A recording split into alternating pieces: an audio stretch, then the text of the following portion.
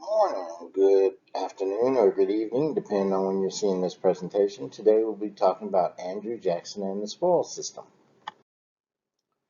Okay, so when Jackson became president, the first thing he did was replace everybody. I mean, everybody in federal government with people that had supported him. Um, Jackson believed that anybody could do a government job, that it didn't take much to do a government job. And when he was questioned about this, he said, to the victor goes the spoils. Um, there's a very interesting story about him walking down the street, and an old gentleman approached him and took his jacket off, took his shirt off to show him the wounds that he had received in the Revolutionary War. And he said he had been the former postmaster of some small town. And Jackson said, "Well, button your jacket, man. You're still the postmaster of that town." So that's one example of where he changed his policy for a person. So Jackson had this policy called keep your friends close, but keep your enemies closer. Um, and so with that policy, these were some of the men that were part of what was called Jackson's kitchen cabinet. These were the people who were his advisors. Okay, so of course we have Martin Van Buren. Okay, I put a younger picture of him. Okay, and he was a Democratic organizer from New York.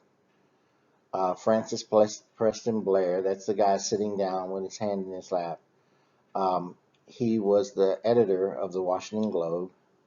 Amos Kendall, who was a Western newspaper editor. The guy that looks like he's got an army uniform on is William B. Lewis. And what he did was he kind of managed Jackson. You know, he made sure Jackson ate. He made sure nobody bothered Jackson when he didn't want to be bothered. That that type of thing. So he doesn't have like an official capacity. And people remember Lewis especially because he was one of the few people that could disagree with Jackson and not get cussed out or thrown out of the room or whatever. The next guy was Andrew Jackson Donaldson. He became a diplomat. He was Rachel Jackson's nephew. Um, John Overton John Overton was a banker and painter. That's the guy all the way to the right. Isaac Hill was the governor of New Hampshire, and then Roger B. Taney was Chief Justice of the Supreme Court. But Taney did a lot of jobs for Jackson. He at one time had been Secretary of the Treasury. So it wasn't just as a member of the Supreme Court.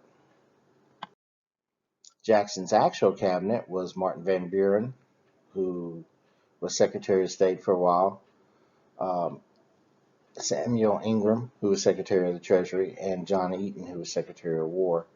Um, this picture is interesting because it has the kitchen cabinet behind Jackson, and it has the other members of Jackson's cabinet on the other side, opposite of Jackson. I wanted you to notice that Jackson went through a lot of people. Okay, so moving right along. So all I need today is for you to define the spoil system. And from CNN 10, I need you to tell me where most of life on the earth is. Have a great day.